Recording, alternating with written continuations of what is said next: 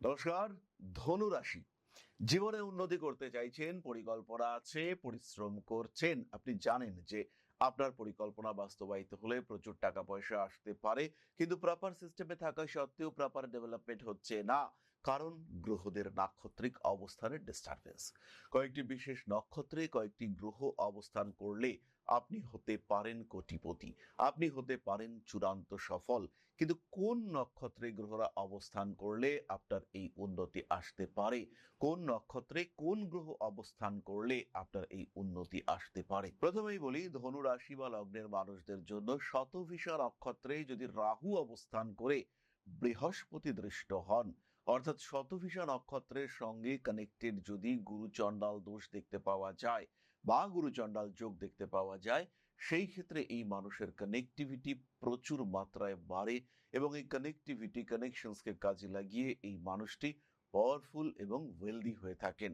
তার প্রচুর অর্থনৈতিক সাকসেস দেখতে পাওয়া যায় যদি তার শতভিষা নক্ষত্রে শনি বৃহস্পতি কম্বিনেশন দেখতে পাওয়া যায়। ধনুরাশি বা লগ্নের মানুষদের ক্ষেত্রে এই শতভিষা নক্ষত্র বিষয়টি কিন্তু যথেষ্ট ইম্পর্টেন্ট। পরবর্তী নক্ষত্রটি হলো উত্তর ভাদ্রপদ। এই উত্তর ভাদ্রপদ নক্ষত্রে যদি দেবগুরু বৃহস্পতি অবস্থান করেন, এই উত্তর ভাদ্রপদ নক্ষত্রে যদি শুক্র অবস্থান করে থাকেন, অথবা যদি শুক্র বৃহস্পতি কম্বিনেশন তৈরি হতে দেখতে পাওয়া যায়, ইনফ্যাক্ট যদি শুক্র শনি কম্বিনেশন তৈরি হতে দেখতে পাওয়া যায়, সেই ক্ষেত্রেও ধনুরাশি বা লগ্নের মানুষ তারা প্রচুর অর্থ উপার্জন করতে সক্ষম হবেন। উত্তর ভাদ্রপদ নক্ষত্রে যদি ধনুরাশি বা লগ্নের মানুষদের রবি শুক্র কম্বিনেশন দেখতে পাওয়া যায়, সেই ক্ষেত্রেও কিন্তু আপনি প্রচুর প্রচুর অর্থ উপার্জন করতে সাকসেসফুল হতে চলেছেন। টাকা পয়সা আসবে, পর্যাপ্ত মাত্রায় আসবে। পরবর্তী নক্ষত্রটি হলো অশ্বিনী। ভীষণ ভীষণ পাওয়ারফুল নক্ষত্র ধনুরাশি বা লগ্নের মানুষদের জন্য। অশ্বিনী নক্ষত্রে যদি কোনো একটা স্ট্রং কম্বিনেশন তৈরি হয়, হতে পারে অশ্বিনী নক্ষত্রের রবি বৃহস্পতি সংযোগ হয়েছে, হতে পারে অশ্বিনী নক্ষত্রের শুক্র বৃহস্পতি কম্বিনেশন, হতে পারে বুধ শুক্র বুধাদিত্য যোগ, সেটাও হতে পারে, অর্থাৎ রবি বুধ কম্বিনেশন। অশ্বিনী নক্ষত্রে এই ধরনের কম্বিনেশন এবং তার সঙ্গে আপনার লগ্নটা একটু বলবান, লগ্ন কিছুটা হলেও বলবান, তাহলে কিন্তু আপনি সাকসেসফুল হচ্ছেন, আর প্রচুর পর্যাপ্ত সাকসেসফুল আপনি হচ্ছেন। আপনার গ্রোথ রেট অনেকটা বাড়তে দেখতে পাওয়া যাবে, খুব সহজে আপনার অগ্রগতি দেখতে পাওয়া যাবে এবং এই অগ্রগতি হবে চোখে পড়ার মতো। জীবনে নতুন একটা ধাপ আপনি অগ্রসর হতে পারবেন এবং এই নতুন ধাপ সেটা কিন্তু আপনাকে একটা আলাদাই মাত্রা এনে দেবে। আপনার জীবনযাত্রা অনেক ইজি হয়ে উঠবে যদি এরকম কোনো গ্রহ কম্বিনেশন আপনি পান এবং সেটা স্পেসিফিক নক্ষত্রে দেখতে পাওয়া যায়। ধনুরাশি বা লগ্নের মানুষদের জন্য আরেকটি ভীষণ পাওয়ারফুল নক্ষত্র, এটি হলো পূর্ব ফাল্গুনী।